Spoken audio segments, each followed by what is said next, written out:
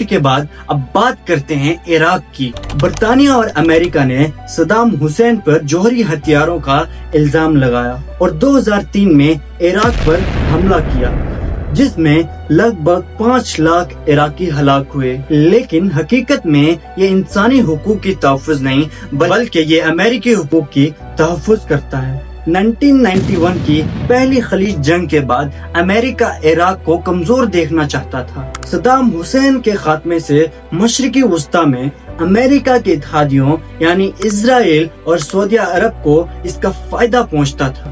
2016 کو برطانیہ کے سابق پرائم منسٹر ٹونی بلیئر نے یہ اعتراف کیا کہ عراق پر حملہ بالکل غلط معلومات کی بنا پر کیا گیا تھا۔ جنگ کے بعد امریکی کمپنیوں نے عراق کے تیل پر قبضہ کر لیا۔ جوہری ہتھیاروں، انسانی حقوق اور جمہوریت کا نام امریکہ نے دنیا کو صرف دکھانے کے لیے لیا تھا۔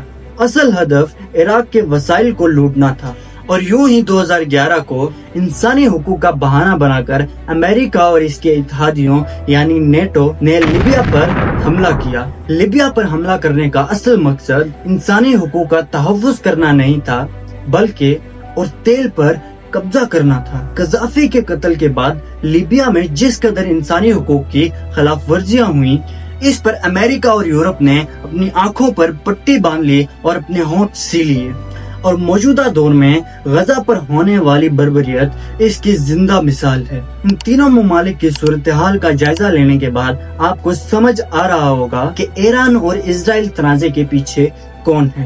ایران، عراق اور لیبیا نے امریکی پالیسیوں کی مخالفت کرنا، آزاد خارجہ پالیسی بنانا اور اپنے وسائل پر قومی کنٹرول قائم رکھنا ہی ان کا سب سے بڑا جرم تھا۔ مثال کے طور پر 1979 میں ایران نے امریکی ایجنٹوں کو اپنے ملک سے باہر نکالا اور فلسطین کی حمایت جاری رکھی۔ صدام حسین نے سن 2000 میں ڈالر کے بجائے یورو میں تیل فروخت کرنا شروع کر دیا، اور قذافی نے افریقہ کے لیے سونے کی بنیاد پر کرنسی متعارف کرنے کا منصوبہ بنایا۔ امریکہ کی مشرقی وسطی میں دخل اندازی کرنے کا اصل مقصد اسرائیل کو علاقائی غلبہ دینا، ڈالر کی بالادستی قائم رکھنا، تیل، گیس اور بحری راستوں پر کنٹرول حاصل کرنا تھا۔